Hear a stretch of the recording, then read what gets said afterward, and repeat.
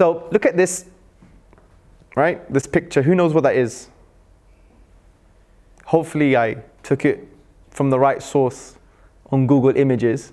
Basically, it's invasive spinal surgery. Correct, doctors? It looks like it, right? Good. So it's invasive spinal surgery. Now, I want you to just imagine that you're observing one of the senior surgeons in this hospital. So you're observing, as a student, one of the most senior surgeons of this hospital, and you see him consciously, with intent, snipping the spinal cord for no reason. He just snips it. Doesn't like the guy. Doesn't like, he smells or something. Just snips it. I don't like you, patient. Let me just snip your spinal cord, yeah? Is that morally wrong? Put your hand up if you think it's morally wrong. So you all think it's morally wrong. Good. Put your hands down. Now, another question. Is it objectively morally wrong? Put your hand up if you think it's objectively morally wrong, with intent to snip the spinal cord of a patient that doesn't require it to be snipped. Now, put your hand up if you think it's objectively morally wrong. It's not a trick question. Is it objectively morally wrong? Okay, all of you, good. So, I've just tested your moral intuitions here, yeah? Because when it comes to philosophy, generally speaking, you can reduce everything just to an intuition. And the whole of philosophy is justifying your intuitions, essentially, right? Generally speaking. So not only do we think that snipping the spinal cord or cutting the spinal cord of a patient with intent is morally wrong, we've all agreed it's objectively morally wrong. Now let me help you in the definition of objective here, because we may have different definitions, okay? When we're talking about something being objective, it's considering or presenting the facts without being influenced by personal feelings or opinions. So in the context of morality, objective morals, something being objectively wrong or objectively good, means it's not dependent on someone's limited mind or limited emotions and feelings. For example, 1 + 1 is equal to 2. That is an objective fact, regardless if you don't like maths. I hate maths, right? Generally speaking. I'm like, you know, just because I hate maths, it doesn't now follow that 1 + 1 is not 2, right? And if I somehow try to convince you that 1 + 1 is equal to 7, you'd be like, no, you're wrong. So this is what we're talking about when we're talking about objective morals. We're saying it's not influenced or dependent on someone's personal feelings or emotions or even limited mind. Just like mathematical truths. 1 + 1 is equal to 2, regardless of what you say. If you try to convince me just because you're medical students that, hey, Hamza, you're wrong, 1 + 1 is actually 5, I'd be like, no, you just, what drugs are you taking? Yeah? Do you see my point? So this is what we mean by something being objective. So if these moral values and facts are objective in this way, they sit outside of the human self in some way. Because it's not dependent on my limited mind or limited emotions. They're outside of me. In a way that, like, you know, you just imagine I'm holding a moral fact. Not that you can, because it's not really tangible. This is meta-ethics. This is metaphysical stuff. But generally speaking, if this moral value, this moral truth is objective and it's not dependent on a limited mind or limited emotions, therefore it's outside, so to speak. If it's outside, so to speak, it requires some grounding. It requires a foundation. Remember meta-ethics? What is its foundation? Why is it objective? How do we explain its objectivity? Where did it come from? What is the source of this moral value? Do you see the point? So it requires some kind of foundations. So far, so good? You with me? Good. So one would argue, hold on a second, Hamza. Don't you need some evidence to prove that morals are objective? Yes, we all believe it's objectively morally wrong with intent and consciously to snip someone's spinal cord. We know it's morally wrong, objectively. But where's the proof? Well, this is about meta-ethics. You don't need proof. You don't need some kind of empirical justification to prove that a moral value is objective. Because it's about meta-ethics. You need first principles or the lenses that you put on your eyes to understand your moral intuitions. So when it comes to things like this, you don't need proof that it's objective, just like you don't need proof that causality exists. Causality exists. We observe causes and we observe effects. Fine. We might not know the nature between the causal link. What is the causal link? What is causality itself? But we don't need empirical proof to prove that this internal notion in our minds of causality actually exists. It's a metaphysical discussion, okay? So you don't really need proof for things to be objective. You could start with the first principle. That's why it's called an axiomatic argument. You start with the first principle, it's objective. It's based on my intuitions. There's nothing wrong with that, by the way. And if you study Western philosophy, even Eastern philosophy, there's a hell of a lot of assumptions going on anyway. Yeah? There's first principle. There's no first principles free philosophy. Even science. If you study the philosophy of science, you'd understand that there are some assumptions, some first principles. Namely, that the external world exists. That there are external causal relations. That's a first principle. Another first principle or assumption that science has is that nature is uniform. If we observe 50% of the universe and there's gravity, then it would follow that gravity permeates the whole universe based upon the assumption that nature is uniform. Anyway, that's a lengthy discussion, but neither here or there, but you get my point, right? So we don't really need proof for the fact that, we believe that morals are objective. However, if you're talking about proof in a non-empirical way, you're talking about is it coherent, then yes, we could start discussing if belief in some morals being objective, is that a coherent first principle or a coherent assumption or a coherent axiom in order to really understand our moral intuitions? We could discuss that, but that's a separate topic. So from an Islamic point of view, although I have to be intellectually fair, that not all the theological schools actually agree with objective morals. For example, the school of creed known as the Ash'ira, the group of Muslims that adopted the Ash'ari creed, they generally speaking, and I know there is a spectrum, they didn't basically agree that there's anything moral about the universe, generally speaking. It's just arbitrary divine commands from that point of view, okay? But you have other schools of creed, like the Maturidis, for example. They said that no, the human mind can rationalize and can actually understand using the sound reason that you have moral truths in the world.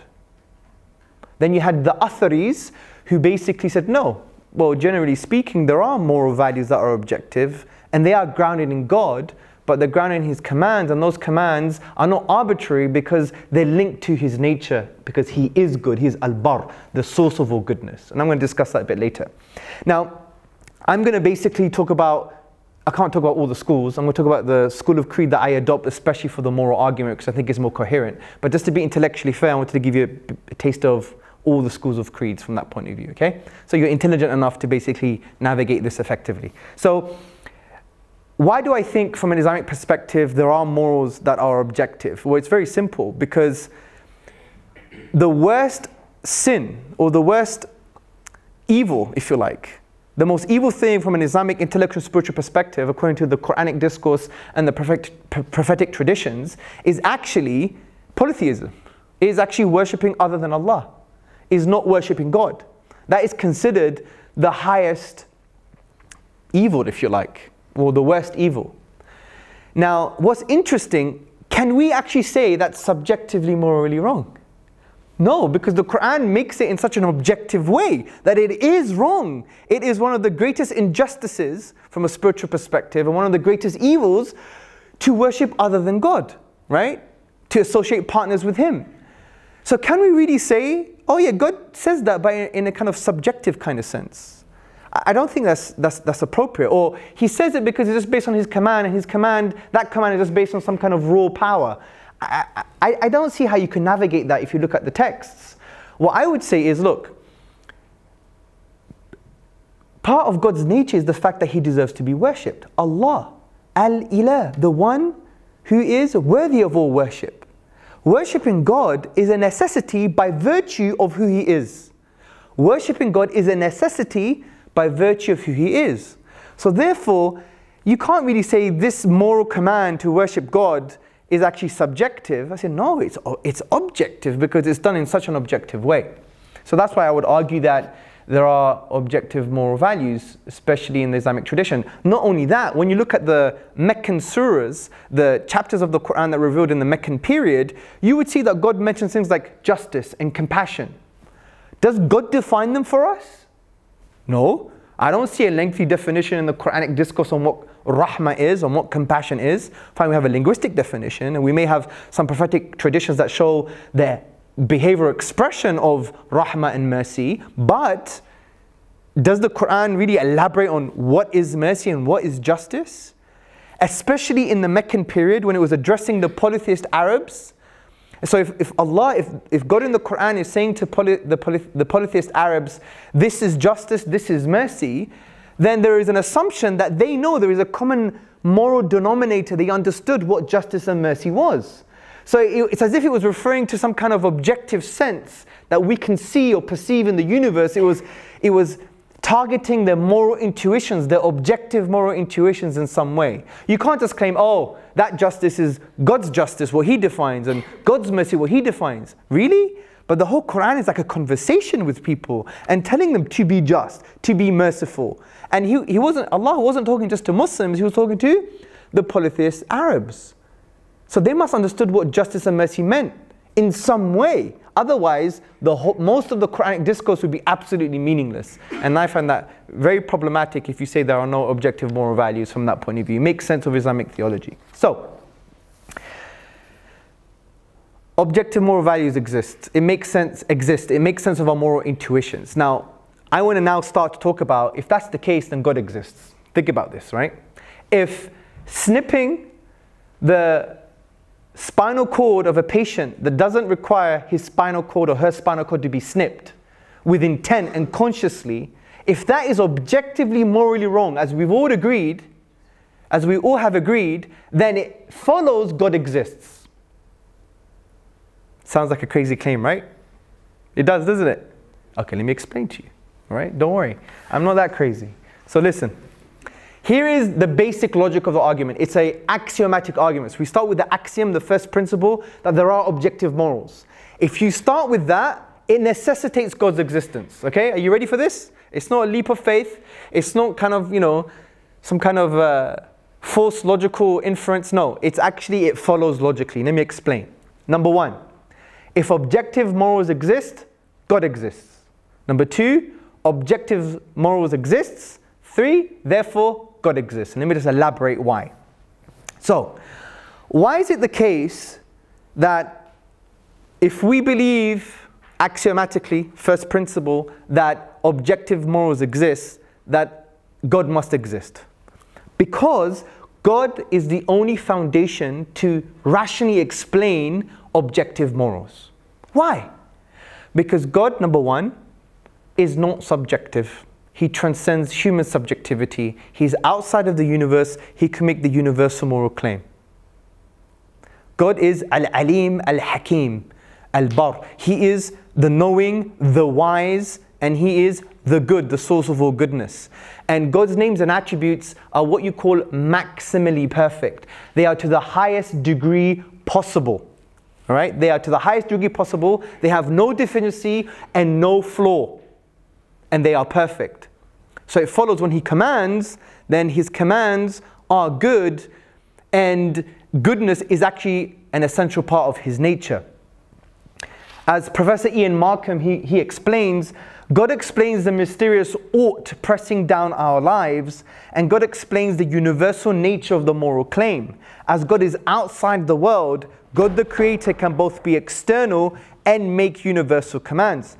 Also, He's an objective source for morality because He has the totality of moral knowledge from that point of view. Not only this, His commands are not subject to anything. He's not limited by anything external to Him. So by definition, He is an objective source.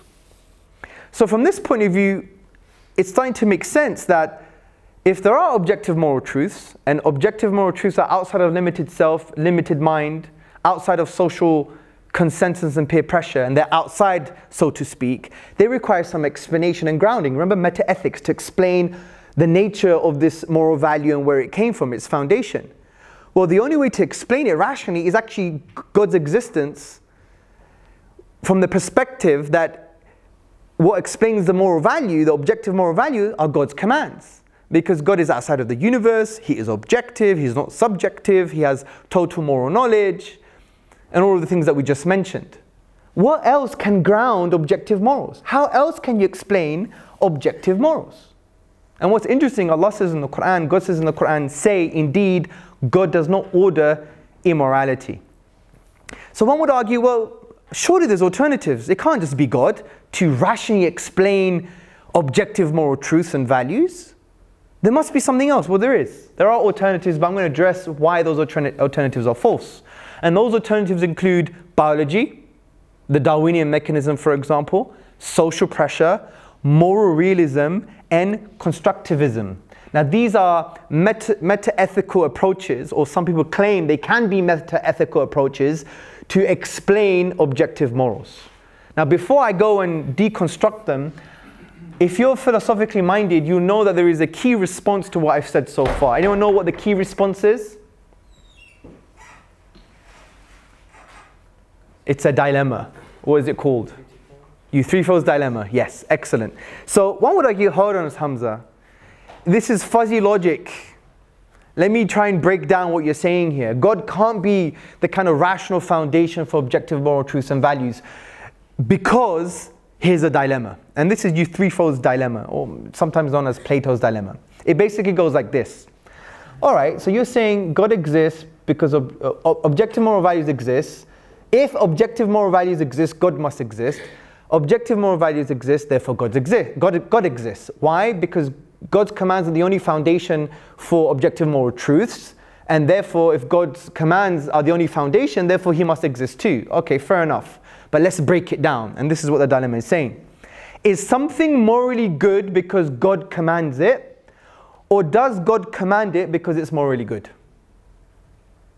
Here's the dilemma, let me repeat it to you. Is something morally good because God commands it, or does God command it because it's morally good? Now, one would argue this is a dilemma, and there are two horns to the dilemma. You have the arbitrariness horn, and you have the independent standard horn. Let me explain what this means. So, if you adopt the first part, which is morality is defined by God's commands alone, then there's a little bit of a problem. You may be thinking as Muslims or as religious people, how's that a problem? Because you just explained that objective moral truths are based on God's commands. I have, absolutely. But there is an assumption here. When this part of the dilemma is basically saying that morality is defined by God's commands, it's just the command in an abstract sense, divorced away from God's nature. It's dislocated away from God's nature. So what they're saying is, well, God could say that you should kill all 55-year-olds, and it would be morally good because God just said it. We don't really appreciate that. It doesn't make sense of our moral intuitions. Also, if we take this side of the dilemma in this way, we would have to believe that there is nothing in the universe that is objectively morally wrong or objectively morally good. So we can't accept that part of the dilemma, because they're assuming that it's just God's commands, and those commands are not linked to His nature in any way. They've dislocated God's commands away from His nature. So we can't say morality is defined just by God's commands in that way, because it makes it arbitrary, and it also makes us understand that there should be nothing in the universe that we should even consider as objectively morally wrong. Well, let's look at the other side of the dilemma. Well, morality is now external to God's commands, because it says, or does God command it because it's morally good? Well, if it's morally good, then you already know what good is to judge God's commands by. So therefore, good is outside of God's commands. Game over. Argument done.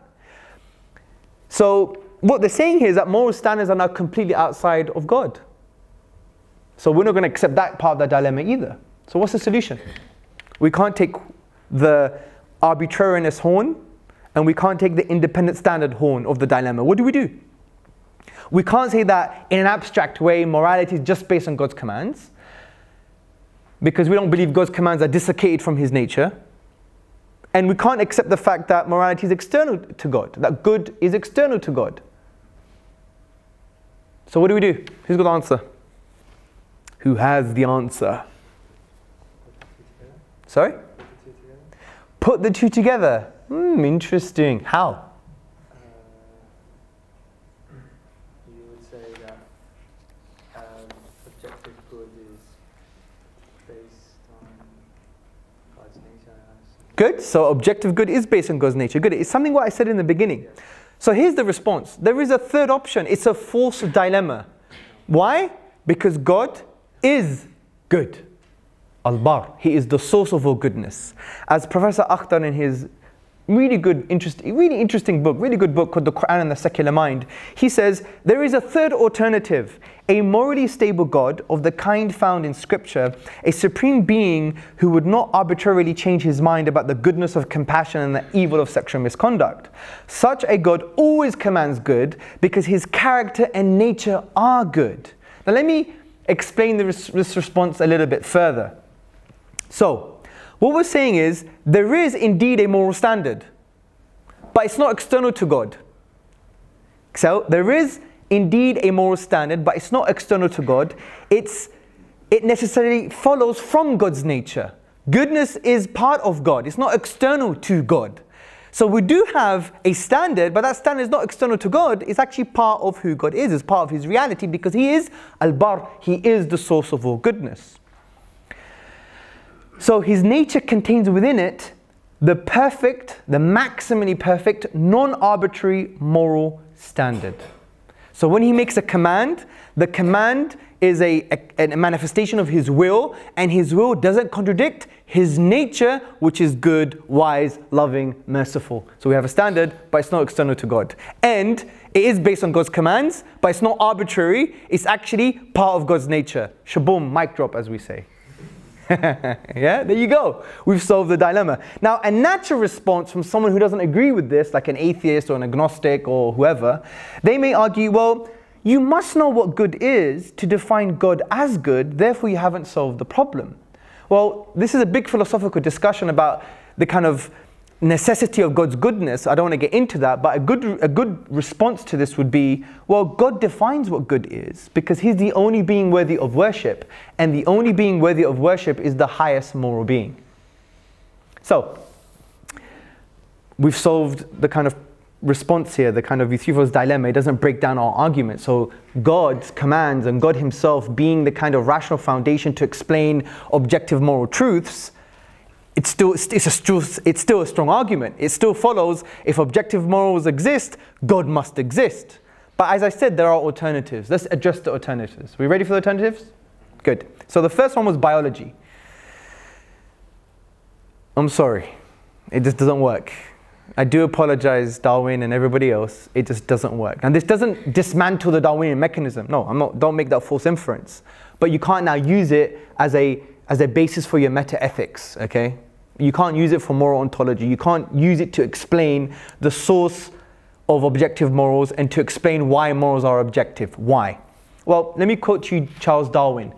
Charles Darwin gave an extreme example as well. He basically said, if men were reared under precisely the same conditions as hive bees, there can hardly be a doubt that our unmarried females would, like the worker bees, think it a sacred duty to kill their brothers, and mothers would strive to kill their fertile daughters, and no one would think of interfering.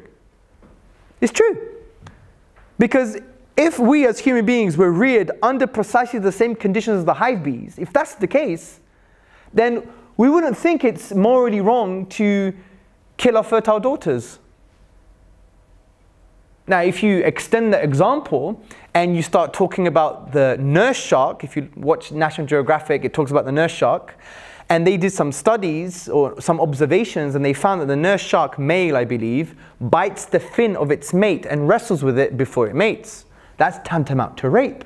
So if we were reared precisely under the same conditions as the nurse shark, we would think rape, no problem, right?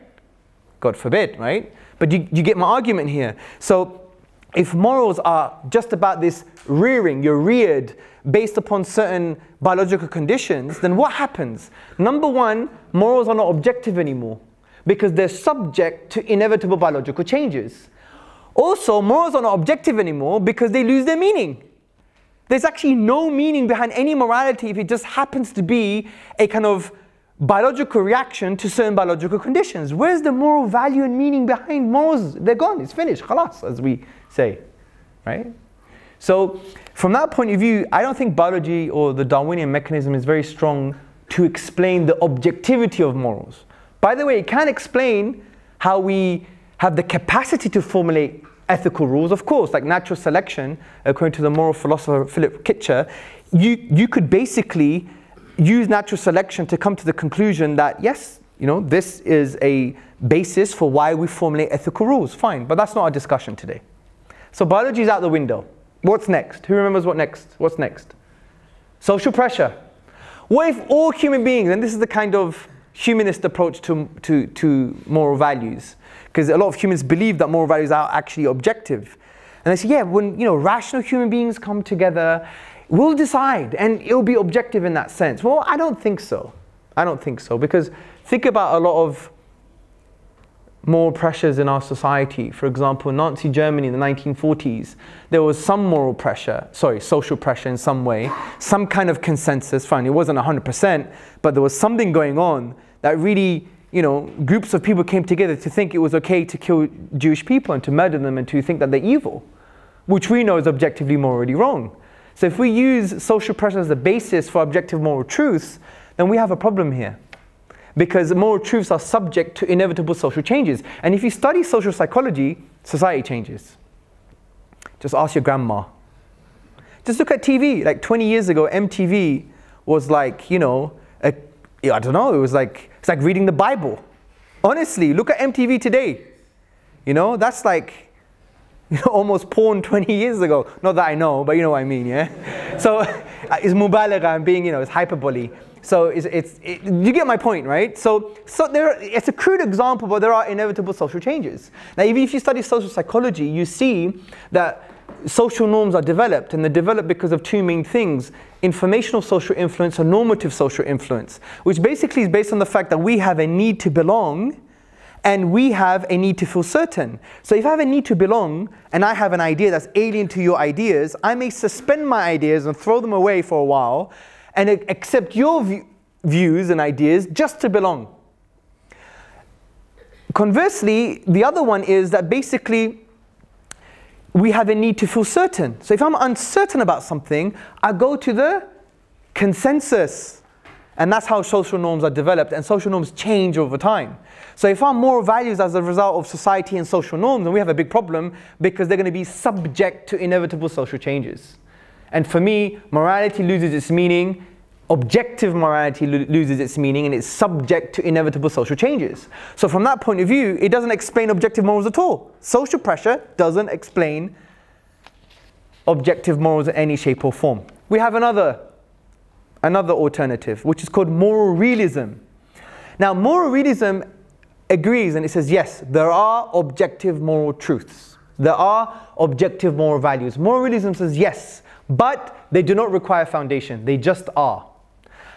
I find this a little bit difficult, because we require an answer to the question, why is it objective? Where did it come from? Remember, metaethics is about answering the question, why is this moral value objective? And what's its foundation? Where did it come from?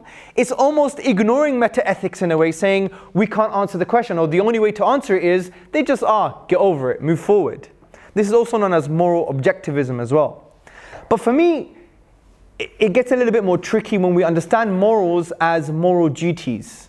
Because when we're thinking justice exists and compassion exists, we don't think of that in some kind of abstract way. Because when we say, yes, this is the compassionate thing to do, this is the just thing to do, we are obligated, we have a duty, right? I'm duty bound to be compassionate in certain contexts, especially, as medical practitioners, you have to show that compassion, you have to show that fairness, etc. You have a moral duty. It's not only recognizing that justice exists somewhere in the world and compassion exists, but what explains that drive to fulfill those moral duties? Moral realism doesn't explain that. Because moral duties are owed. Owed to whom? Do you see the point? And that's why it makes sense of God's commands, because it's owed to God. The sense of moral duties makes sense of God's commands from that point of view. So moral realism is not an alternative either. There's another alternative. One would argue it's a rational alternative, and this is called Constructivism. Now, I've taken this from an academic encyclopedia. You can find it online. I forgot the reference. I'll give it to you later. But basically, Constructivism is the view that insofar as there are normative truths, for example, truths about what we ought to do, so moral truths, they are in some sense determined by an idealized process of rational deliberation, choice, or agreement. Now, you have to understand something. Constructivism doesn't say that as a result of using your rational faculties and a rational process, you're going to understand what is moral. No, that's epistemology, to find out what is moral. But what it basically says is that morality is construed through rationally, meaning the very fact that man is rational, that becomes a foundation for morality, and it explains the objective nature of morality. It's like the two sides of the same coin. So it's not just like, oh, I'm rational, therefore I'm going to find out in my own way what good is. No, that's epistemology. But rather, Constructivism says that the very fact that the human being is rational, that is the foundation for morality. And it explains the nature of objective moral truths, why they're objective in the first place. Now there's a big discussion, there are volumes of discussion, I don't want to get into it, but basically one would argue, well, what kind of rationality are you going to use? You know, are you duty bound to even be rational, right? Because if rationality and objective morals are two sides of the same coin, then in order for objective morals to make sense, you should also be duty bound to be rational. But are you? You don't have to be. Many of us are really irrational anyway. And there are many studies, if you study the philosophy of the mind, and you study, for example, cognitive science, there are even theorists that claim that human beings are not rational, right? Even if you study David Hume, he said our morality has nothing to do with rationality. We just try to intellectually justify our emotions, right? But that's a bigger discussion, and it's more nuanced than I've just expressed it. So I do apologize. Go Google it. No, don't Google it. Go buy it, get a book on it. But anyway, the point is, Constructivism doesn't really provide a meta-ethical foundation for objective moral truths. So, I think God's commands and God's existence is the most rational foundation for morals, for objective moral truths. They explain where they came from, God's commands, and they explain, and God's existence explains why moral truths are objective, because of who God is. Game over. So if you believe in objective moral truths, like we discussed what objectivity is from a moral point of view, it philosophically necessitates God's commands and God's existence. If you disagree with me, give me an alternative. Now, before we get into the moral epistemology, I just want to address certain things. One would argue, hold on a second, Hamza, but in religious discussions and discourse, even in our own intuitions, things are not objective because morals change over time. Now, there is a conflation between two understandings of morality here. Absolute morality and objective morality. Absolute morality basically says killing is wrong, right? Or the cessation of human life is wrong. If there is a conscious, with intent, to cease someone's life, that is morally wrong regardless. That's absolute morality. Objective morality is slightly different. It says ceasing or stopping someone's life, right, for no justification is morally wrong. So objective morals is based upon the moral variables. It's context sensitive. For example, absolute morality would say it is morally wrong to kill a crazy guy with a machine gun, if that was the only option, to stop him killing 300 children in a school. Absolute morality would say, we don't care if he's going to kill 300 kids, killing him is still morally wrong. Objective morality says, hold on a second, if that's our only option, then it's morally good to stop this person's life if that was the only way to stop him killing 300 children. You may disagree with the example, but it's a logical fallacy to damn the example. You get the point, yeah? Just get the essence of the point. So there's a difference between absolute morality and objective morality. Objective morals are objective from the point of view that they transcend human subjectivity and limited minds and emotions based upon the moral variables. It's context sensitive. So there's a conflation with different types of morality here. The other thing would be, Hamza, in order for this to work, you have to believe that morals are objective? Remember the first principles I spoke about in the beginning? The fact that it's axiomatic, it's first principle. You just have to adopt the fact that some, not all, but some morals are objective. What if someone says, I disagree with you? Fine. You don't have to agree with me. But it becomes very interesting, doesn't it? It's like a double-edged sword. Because if you accept the objectivity of some morals, like snipping the spinal cord of a patient, right, for no reason, deliberately, right? If you accept that some morals are objective, it necessitates God's existence. But if you don't like that conclusion, you'll be like, oh, morals are not objective anymore. There are no objective morals. Well, what happens now is someone can snip, therefore, the spine of a patient and say, you could have your view, I have my view. I think it was ethically, morally good to do it. And you can't point the finger at the KKK or ISIS in an objective, moral way, from a philosophical point of view. Because where's your foundation? If it's just subjective now, then khalas. Ahlan wa sahlan. Welcome. All different moral views. You can have a bit of the pie, I'll have a bit of my moral pie as well. They may contradict each other, but so what? That's life, get over it. Right? It becomes like a double-edged sword, right?